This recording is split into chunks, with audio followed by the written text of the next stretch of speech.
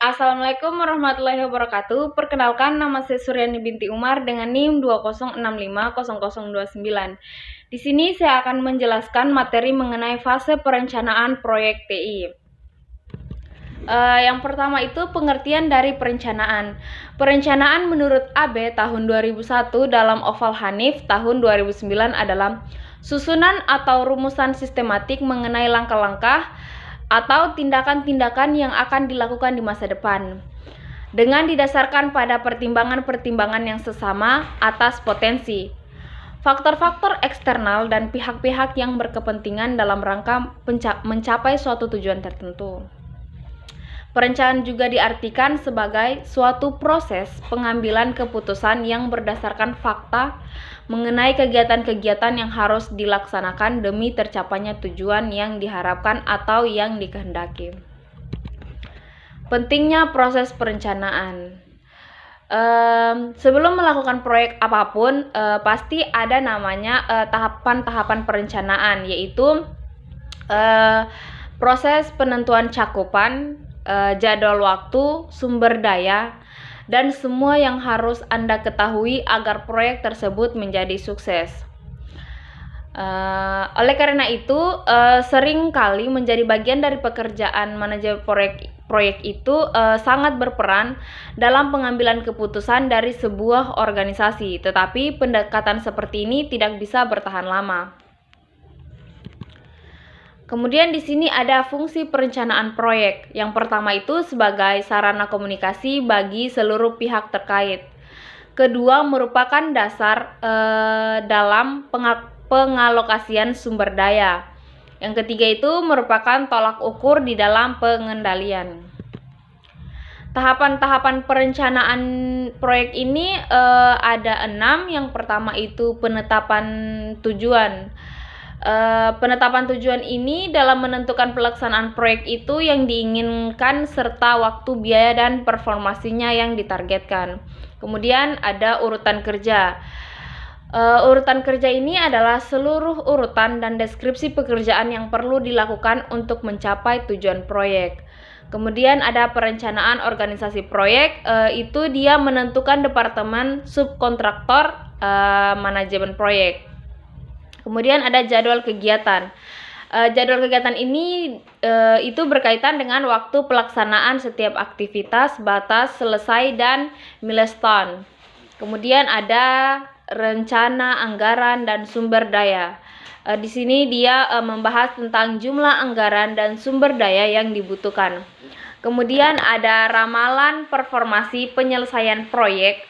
Itu dia performasinya yang diharapkan dalam penyelesaian proyek. Kemudian di sini ada fase perencanaan proyek TI. Yang pertama, merencanakan proyek. Kedua, mempersiapkan proyek. Ketiga, mendefinisikan rincian proyek. Dalam merencanakan proyek itu agar berjalan dengan baik itu ada 4 bagian, di mana yang pertama perencanaan strategi, kedua mengidentifikasi subsistem pada proyek, kemudian menetapkan kendala proyek, dan menetapkan prioritas proyek. Pada perencanaan strategi ini itu dia merencanakan peningkatan aktivitas dan menentukan sasaran. Contohnya itu seperti memperbaiki kelemahan atau problem yang ditemukan pada fase definisi. Kemudian dalam mengidentifikasi subproyek ini kita perlu mengetahui dan menentukan lingkup pada proyek yang akan dilaksanakan berdasarkan hasil dari fase definisi. Kemudian menetapkan kendala proyek. Untuk memperkirakan apa yang menjadi kendala dalam proyek, yang pertama itu batasan dana yang diperkenalkan, kemudian batasan waktu penyelesaian, kemudian umur ekonomis proyek yang dibangun, struktur organisasi, dan peraturan perusahaan. Kemudian ada menetapkan prioritas proyek. Di sini ada kriteria rasionalnya. Yang pertama itu meningkatkan keuntungan, kedua menghemat biaya, yang ketiga itu meningkatkan kelangsungan hidup sistem, keempat keterkaitan hubungan dengan subsistem lain, dan kebutuhan mendesak. Kriteria tidak rasionalnya itu yang pertama, manajemen tidak berminat, kedua, menonjolkan kebanggaan.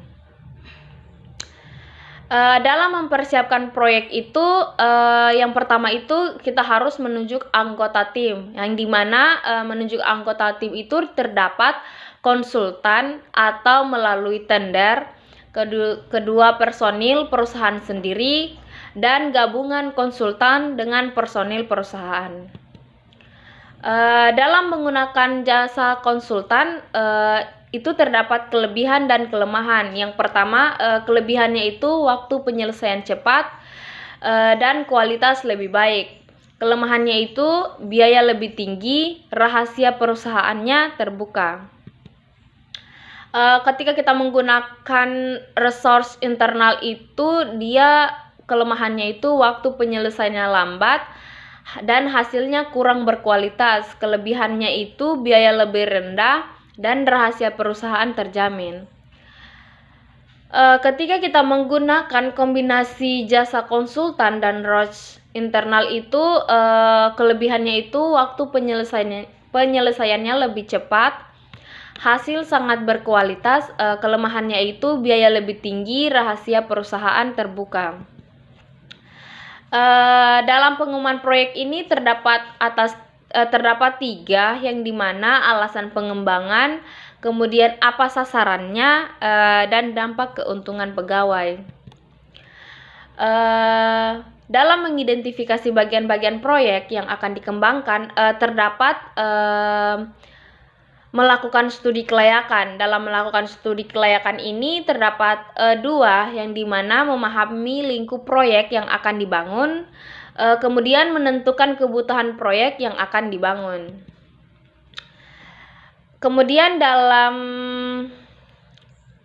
proyek ini kita mendapatkan menilai kelayakan proyek, di mana dalam menilai kelayakan proyek ini terdapat beberapa bagian. Yang pertama itu kelayakan teknik, kedua kelayakan hukum, ketiga kelayakan operasi, keempat kelayakan jadwal, dan kelima kelayakan ekonomi. Mungkin itu saja yang dapat saya jelaskan mengenai materi ini. Apabila ada kesalahan mohon dimaafkan. Saya akhiri dengan ucapan wabillahi taufiq wal hidayah. Wassalamualaikum warahmatullahi wabarakatuh.